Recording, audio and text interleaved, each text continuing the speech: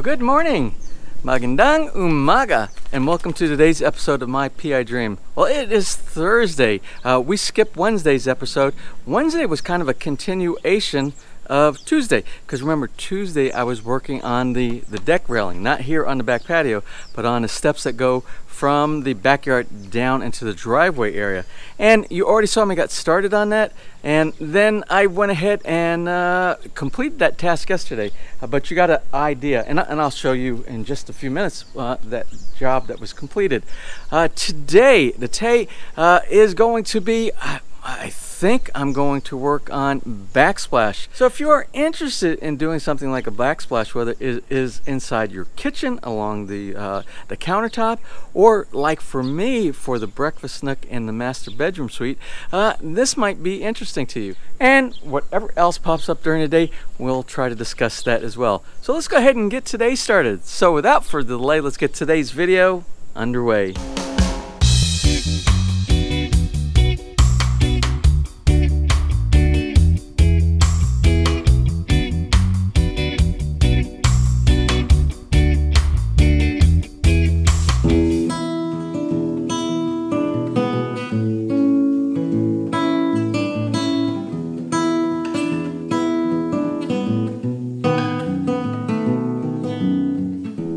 Now there are a few things I want to share with you this morning before I start any of the construction tasks. I was walking around the yard yesterday and I saw a couple of things, some things that need attention, some things that were surprising to me. Let me start out with what was surprising to me. So you know, over my shoulder here, all the banana plants that are around the Baikubo. Remember we started those? Remember the banana plants that we started with, these were all the way on the front corner, the southeast corner. We had some banana plants and I transplanted some of those. I didn't want to lose the banana plant. A lot of people, they think banana plants are a nuisance, but I think they're kind of cool. I think they're neat looking, and they also produce fruit. So I transplanted that, and I grabbed some other banana plants from other parts of the subdivision. They were just growing wild on some of the lots out here.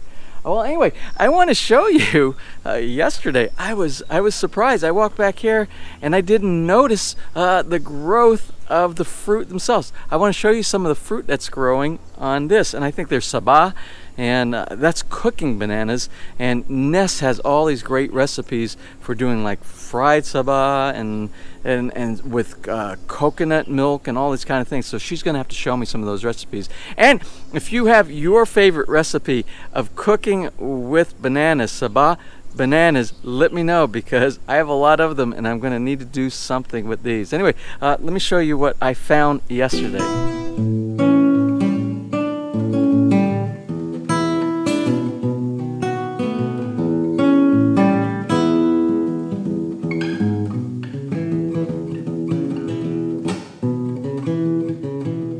So interestingly enough, I have more bananas than I can possibly ever eat myself. So I'll share some of those with some of my friends and my neighbors. But they probably have their own bananas around here, because bananas grow like wildflower in this area. So that was really neat that we have all those. Also, I have a problem with ants. As you know, I'm trying to get rid of some of the ants. Now, I got something that's kind of neat that I want to share with you, and I'm going to try it on a second anthill that I found a couple of days ago. Anyway, right in the center of the backyard is an anthill. Let me show you this one.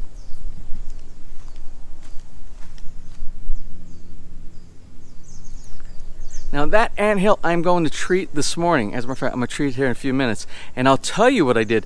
I remember when I was talking about the side, we had an anthill on the side of the Baikubo Island right here. It was all this area right here. And it was a huge anthill. And I tried this concoction that I looked up on the internet, and I had my doubts about whether this was going to work, but it did, and it's gone. That anthill is gone. It took several days, but I only did one application of it. And what I used was, I used some dishwashing soap, some canola oil, and a little bit of some water. That was it. That was the 3 ingredients. And the measurements are a half a teaspoon of dishwashing soap, and then it was 1.5 teaspoons of canola oil, and then the rest in a 1 liter bottle. Fill up the rest of a 1 liter bottle with water, and you shake it, you mix it all up, and then you pour that over. Actually, they say if it's a small hill, you can use a spray mister over it, but for this other one right here, so that it goes down deep, I'm just going to pour the whole, and it's not a liter bottle of water that I had. I couldn't find a liter bottle in the house here in Villa Feliz this morning. So what I found an old bottle, empty bottle of wine. I have plenty of those underneath the sink, and that's not quite a liter. It's like 750 milliliters. So I mixed up the concentration, and I'm going to go ahead back there now, and I'm going to pour it over the anthill. And what we'll do, we'll come back in a few days and we'll revisit that anthill to see how effective it was.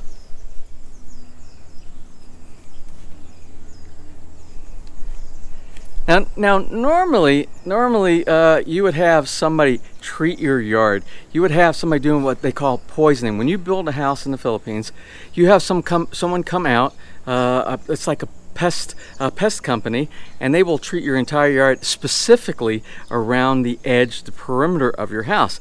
So a lot of people, what they do over here, they put down like these perforated PVC pipes, and they bury it just a little bit underneath the ground, and a pest control company will come once or twice a year, and they fill this up, they pressurize it, and they fill it up with some kind of, I don't know what type of insecticide that they use, and it keeps any of the ants and stuff from going in your house. That's a problem that we have here right now. We have ants getting inside the house. Not a real bad issue at this time, but it's something that I want to address. So I got a hold of my builder, and he gave me the name of a local company here, and I'm going to contact them. I want to get it done after I mow the yard, and I can't mow the yard until my lawnmower gets in. That lawnmower won't be in until the Balikbayan delivery takes place, and that should be happening within, I'm hoping, within about a week. But we will do that. Because we want to get, the ants are bad. I've never seen a country that has more variety of ants. I'm sure that, I've heard about things down in South America and places like that, but the Philippines has so many varieties of ants over here, and they range from these huge red ants to these little tiny black ants. But believe it or not, those little tiny black ants, they bite and they're fierce, and they leave like little stings on you. It's sort of like in the southeast, like in South Carolina, we have red ants, and I think the red ants came from South America, something like that. The original way that they came in over a boat or ship or something like that, and then they just infested and grew and multiplied through the United States, mainly in the South. Specifically in the southeast, but those red ants are fierce. So anyway, let's go ahead and start working on a task today. Oh, but before we start on the task, I want to show you what was accomplished yesterday. So you remember the day before yesterday, I completed this fence railing system right here. Well, yesterday I completed the rest of it, and that is this section right here and this section right here. So this is all good. It is sturdy. It is nice. I mean, there is nothing that's going to move this. It's in concrete. It's, remember the anchor bolts that we put down before I went on vacation. So this is secure. So now I can move to other tasks inside this area as well. And I have a choice whether I want to do things on the inside of the house or things on the outside. I want to start working on this area right here, the steps here. I only picked up some samples, and the samples of what I'm planning on doing, I'm planning on putting a step here that's a non-slip, then the grass blocks here, so we have grass going up, and then on the side here, I don't know if we're going to leave this painted. They still have to go and finish all this right here. I don't know if we're going to leave it painted or if we'll put some type of a stonework on the inside.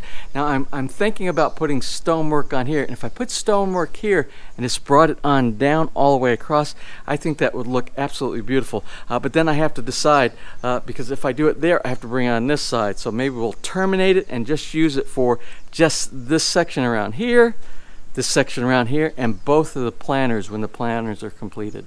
Well, I just realized I have a more pressing matter that needs to be tackled other than the tile work up inside the breakfast nook upstairs. And I told you about this the other day. Remember, we did the grout work here inside the CR on the first floor. And I told you that I wanted to do a sealing of the grout. Well, yesterday I went to that new Wilcon in Lipa, and I picked up this new product. It's called Novtech grout sealer. It's very easy to install and to apply. It's very similar to some of the grout sealers that we have in the United States, which is very easy. So it's basically this solution inside here. You take a little brush. There's some roller applicators that you can use. They didn't have that there, but it comes with this little paint brush right here, and it's almost the perfect size that I need for the grout. So, and all you do is you dip it inside the solution, you run it along your grout, and then after about 5 minutes you kind of wipe around so that it doesn't go too much on the main tile that you have inside there, and then you let it dry, and you can a couple hours later you can do another application if you want to. You're supposed to check it after a couple hours. You're supposed to drip some water on there and see if it has like a water resistant characteristic where it doesn't allow water to penetrate in. It should bubble up, the water should bubble up on it. So we'll probably go ahead and do 2 applications no matter. Now remember, the subsurface underneath the tile is concrete underneath there, and it's been sealed already, but you really don't want a lot of water to sit up underneath your tile anyway, because after a certain amount of time there's a chance that it can break down some of the tile adhesive. You can get mold and things like that in there as well. So this will also help, even though we used tile grout that is already antibacterial and stain resistant, mold resistant. So let's go ahead and apply this, and that is the main task for today, and then we'll work on other tasks around here.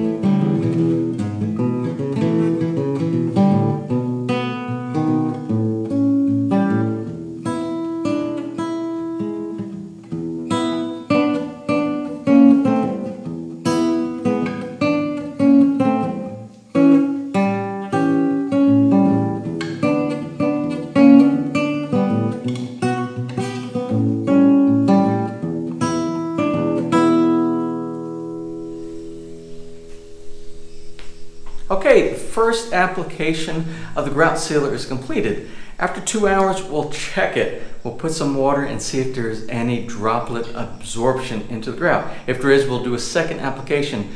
But if it isn't, it looks like it's holding fine, then you don't really need to do a second application. I will tell you, for the one of the claims of this product is it does not change the coloration. When you put this on, it's clear, and it will leave the same color as you had the original grout color. And I can tell you, I can attest to it, because it's already dried in a lot of the area, and it's the same color as it was before, which is a great thing. You don't want to change your grout color, especially if you're only doing the floor and you're not doing the sidewalls, something like that. You don't want a variation in your grout color. So that's a good thing. Also, I will say that this small container,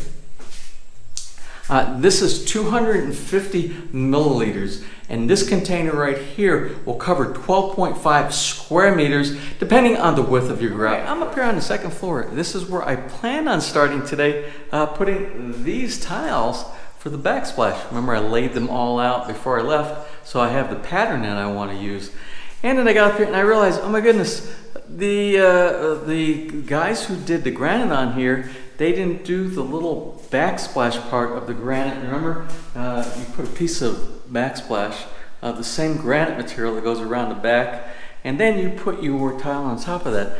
I don't know if I have any leftover of this granite top. I don't think I do, but I'm going to go down in the basement and see. I kept all the leftovers of all the granite materials to do something with later on. I don't throw away granite unless it's really, really tiny, because you can make all kind of neat things out of leftover granite. So this task might have to go on hold for just a little bit. Remember, the focus this morning was working on that grout sealant. Speaking of grout sealant, hey, let's go outside. It's kind of an echo in here.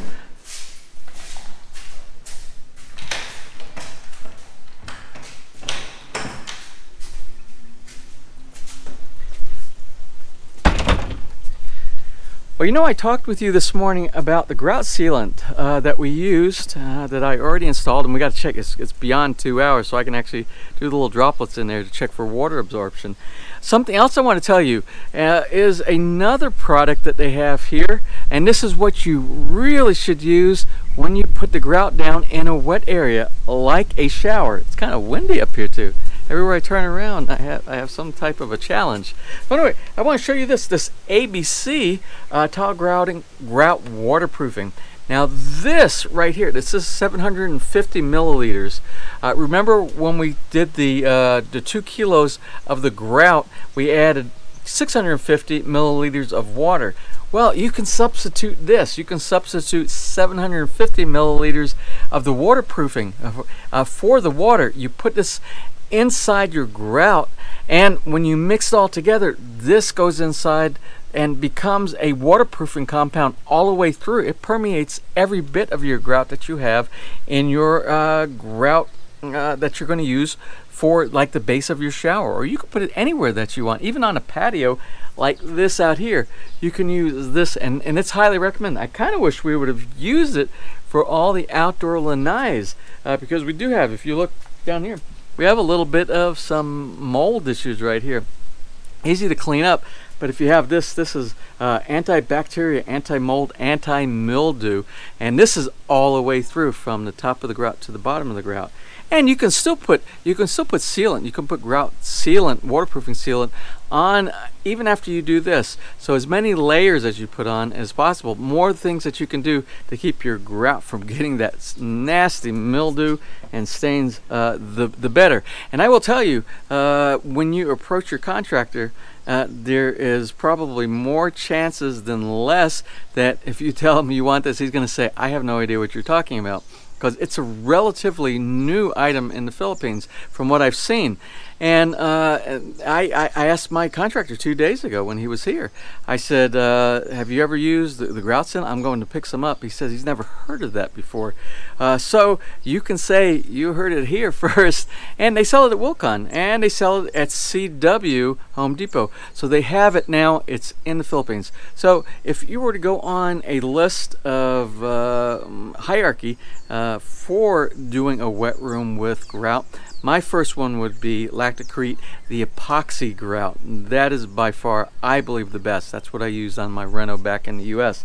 And then next, I would go ahead and I would use standard grout and use this instead of water. Use this as your mixed base. And then third, or to add to this, do the grout sealant like we did down in the first floor shower floor. So that would be my recommendations. I don't know about you. I hate mold. I hate mildew. Some people, it's not a big deal, but for me, it's just unsightly, and it feels dirty to me. I mean, you can go into some of the nicest hotels around, and sometimes you'll see from the constant use over and over again, and they don't use any type of cleaner inside there. Nice thing about the waterproofing, even if you get a little bit of mold or mildew inside, there's usually sprays that you could do that you don't even have to use abrasive. They're non-spray. You put a little bit of spray on there, and a lot of them are non-bleach. And then you just rinse. You rinse right off all that mold mildew with your little hose inside there. So anyway, that's the tip for today for doing your grout so that you can resist against mildew and mold and bacteria and stuff like that. Something I want to talk before I get back into working on some of the projects around the house. You know, if you've been following this channel, that I do product reviews from time to time. And I tell it like it is.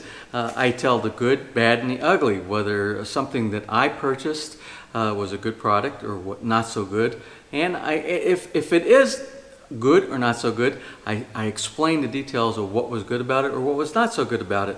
Well, anyway, you know I do the drone shots here, and my drone that I selected, my drone of choice, was the DJI Phantom Pro Plus. And that's this guy right here, the Phantom Pro Plus. And it's done real well since I purchased it here. And you notice that I used it for most of the construction. Anything that has to do with when the builders or any of the vendors are on the roof, I do a full capture so you see details of how installations are done here in the Philippines, as well as when I go on a trip, like when we went to Taal Lake and Taal Volcano.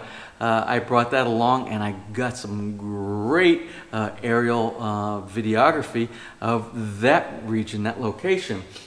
But I started having a problem with not the drone itself, but the controller. And let me explain to you real quick the problem that I have is the controller. It's actually plugged in right now, trying to charge, but it is not charging. And there lies the problem. This is the controller if you get the Plus. If you get the regular standard version, you don't get this that has a display, a built-in display. This has an Android operating system and displays on this really nice bright lit display window that you have right here. Now, the problem I'm having right now is this will not charge, and that's a bad thing because if it doesn't charge, you can't control the copter here. This is what controls this. So several attempts trying to discharge it all the way and charge it back again, and you'll see if you push the power button here, it will give you a status. And you see right now it's only blinking one light. That's bad. It should charge up to all the lights, and no matter how long that I charge it, put it in the charger, which this unit right here is the charger, and this will charge both the quadcopter with this connection right here for the battery, and this one right here that goes to the controller. Now the battery charges up fine, and when you plug it in here, it also says it's starting to charge, but it never charges. Or it's possible it gives a false indication. So what I did was I did a lot of research, and I found a lot of people on the DJI forum sites, as well as on different bulletin boards for people who have the DJI Phantom Pro series. The controller, what ends up happening is it doesn't charge, or the charge of the battery is at 100% when they've torn this thing apart, which you go, I'm not going, there's plenty of YouTube videos about how to do this, but inside this unit by the circuit board, there is a battery, a rechargeable battery inside there, and they'll do a voltage check over the battery, and the battery will say it's like around 8 volts, and which is the maximum voltage for the system. And but when you go here, they push the button and you get 1 or 2 lights like you see right here. So a lot of people have complained to DJI about this problem, and I don't think DJI is taking responsibility or accepting the fact that maybe they have a large problem with some of their circuit boards. They have what I called, when I worked electronics, a cold solder joint. And that's the solder joint that goes where you connect your little connector right here, and where the wires go from here onto the board that goes to the battery. They have a solder joint that's on there that's not 100% allowing the flow of electricity to go from the charger to the battery itself. So what a lot of people have done when the units are out of warranty and they don't want to send it back to DJI, they've disassembled everything. It's basically take this cover off here, these screws up underneath here are screws, and they popped this bottom off, and they've removed a couple of circuit boards, and what they did a reflow of the solder. Basically you take a heat gun and you focus it over the solder joints on there, and you kind of allow it to melt just a little bit and make good contact again. I don't really want to do that right now. I will if I have to. But what I did, and all the indications are the same. Everybody says the same thing. Will not charge, or only shows 1 or 2 lights inside here.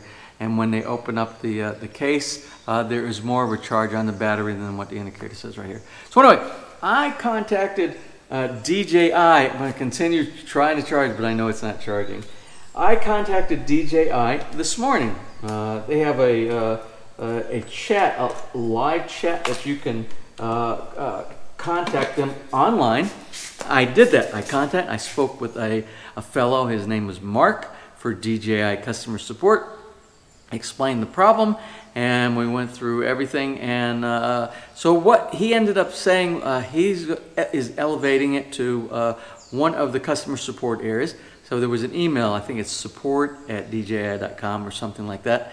And what I did was I sent a follow-up email to those folks, and I gave them all the symptoms. I gave them the serial number of the unit, date purchase, my information for my address, all the things that you need for regular customer support.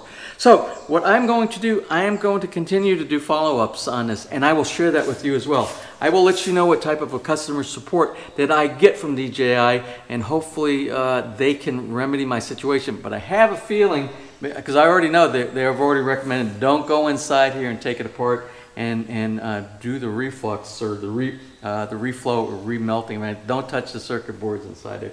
That's normally what they would say, because you can possibly damage, if you don't know what you're doing, or you make a mistake or you accidentally break something. They have some ribbon cables and things like that inside that are very delicate. You could possibly damage or make your unit non-functioning. So I'm going to give DJI the opportunity to see if they can take care of my problem. So I will continue. As soon as I get more information, I will do a follow-up with you and let you know what kind of support. Again, I've had really good performance with this system right here. You've seen from the videos that we've done. But now I have a problem with the control, and I can't use this. So you won't be getting any drone footage for a while until I get this taken care of. So again, let's see if their customer support, their customer service, if their company stands behind their product. Okay, well, I remember this piece of granite when we picked this up. We got this from City Hardware, and City Hardware has some smaller sections. Most of the other places are 200, I think it was 210, 220 centimeters long. This was 180 centimeters. Right now we have 160 here on the length. So I had 20 centimeters cut off down in the basement, and I actually found it down in the basement. So this is our 20 centimeters piece of granite that was left over from that project over there. Now, it's not a lot. It's a very small piece that's left over. I need 5 pieces cut to do the back. If I want to, normally you would want to do it in one single piece. One single piece along the back and one on each side. Now with this 20 centimeter remnant that I have, it is going to be really tough to make a good presentable piece. But remember, this is only up in the breakfast nook upstairs, and something is better than nothing. Well, most of the time it's like that when it comes to something like this. So to give us a little bit of an accent, I can take this and I don't mind if it's not one solid piece all the way across. It won't be a big deal. So what I'm going to have to do to use it, I will have to cut it into 3 pieces for the back section, then one on each side will fit fine, because remember, this it's just a remnant off of the length of this. Unfortunately, the height is going to be the problem. The height is only going to be, if I have, let's see, 20 centimeters left over, and I need to cut it into 5 pieces, that's going to give me about 3, to allow for the loss that you're going to get from the blade. I'm going to say about 3.6 centimeters, which isn't that high. It's only about this high. But again, and I actually cut out a little template. This is about 3.6 centimeters. So it would be about this high back here, on this side over here, here. And just remember, it's just a transition from one side to the other to go to this tile right here. So it will have, let's try to see what it might look like. So it'll be here like this, and this will sit on top of it. So it might not look too bad. Again, this is a very, one thing we got going for us, this is a very small area. This is not like a huge kitchen space area. Proportionally, it might work. So what I'm going to do, I'm going to take my wet saw here, put it out on the lanai back here, and I'm going to cut all the pieces. I'm going to dry fit it, and if it looks like it's going to be okay, I'm going to install that, and then we will start doing the tile. Well, you're probably saying to yourself, James, and I know I'm going to see this in the comment section, why don't you just go down to City Hardware and buy another 180 centimeter slab, granite slab to go inside there and use those pieces? Well, I could do that, and I think the price, if I remember correctly, it's around 7,000 or 8,000 pesos, if I can remember correctly. But I'm trying to stay on a budget.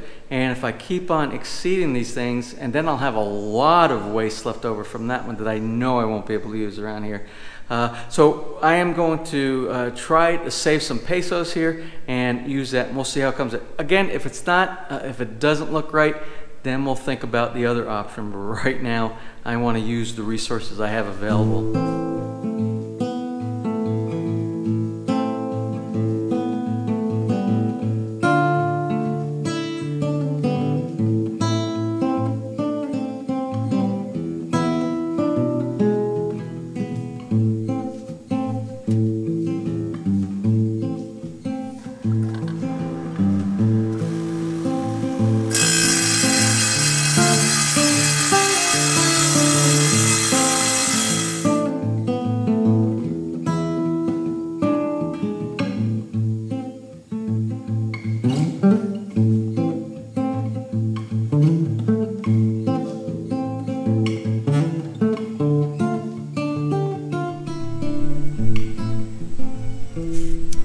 Okay, now that I have the 5 pieces cut, let's go ahead and do a dry fit in to see how it looks, and then we'll go from there.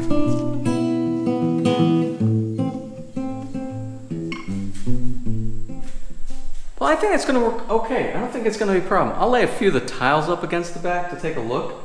I had to, when I cut the back portion back here, I had to make sure that I allowed for the tile adhesive that's going back inside of here. Normally you would probably do these first, do the tile adhesive, and then fit your tile, but I will fit it fine. It won't be a problem. But I think it's going to be okay. So the next thing that I want to do, I want to get some tile adhesive and get the granite set. Once I get the granite set, then we'll move on to the tiles.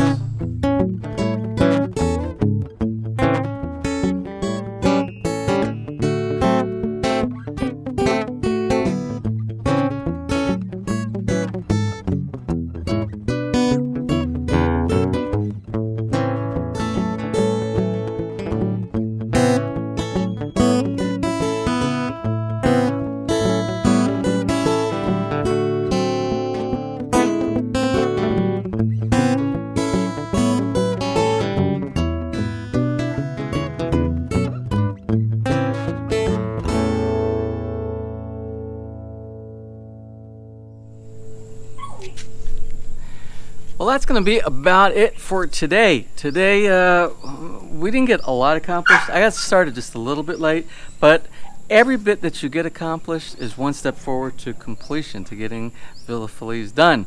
So what did we get done today? What I just finished was the granite around the sink area in the breakfast nook up on the second floor. We'll let that set.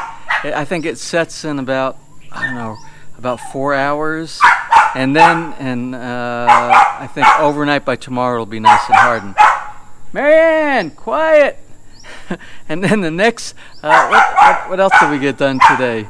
Oh, we did the waterproofing, the grout sealant in the shower in the first floor CR, comfort room, bathroom. So we got that taken care of as well. Boy, it's noisy around here. The military base isn't very far from here, and they have these trainers that fly over every now and then.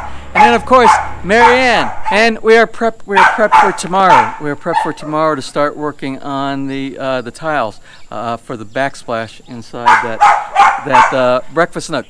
Anyway, I have one very belated birthday shout out that goes to Daryl Blessing's daughter. Daryl's daughter's name is Carissa Kaylee Blessing, and she turned 29 on the 6th of August. So anyway, to you, Carissa, I want to wish you a belated happy birthday. That is one silly dog. So anyway, tomorrow, I'm really not sure what I'm going to attack tomorrow. I want to continue working on that backsplash in for the breakfast nook. We'll see. I realized today that I don't have the little edging pieces that go on the end of the tile that give it a nice finished look. I have to look down in the basement to see if there's any left over. If not, I might have to run down to, I think City Hardware is where I got most of it before. And that's important. If you're doing things yourself, if you're building, you are your builder and you're doing stuff yourself, make sure you have all your materials ahead of time. I kind of been doing point and shoot and leaving out a lot of stuff. So I need to work a little bit better on my to-do list and my building materials list. So anyway, I am going to close for now. I got to take these dogs for a walk. That one back there, that's why she's barking. And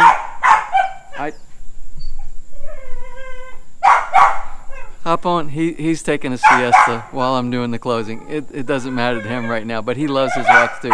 So anyway, if you enjoyed today's video, please give me a thumbs up. Please share, and if you have not subscribed, just click on that little My PI Dream heart in the bottom right hand side of your screen. You will be subscribed and you'll be notified the next time we upload a new video. So until such time, you have a wonderful and blessed day.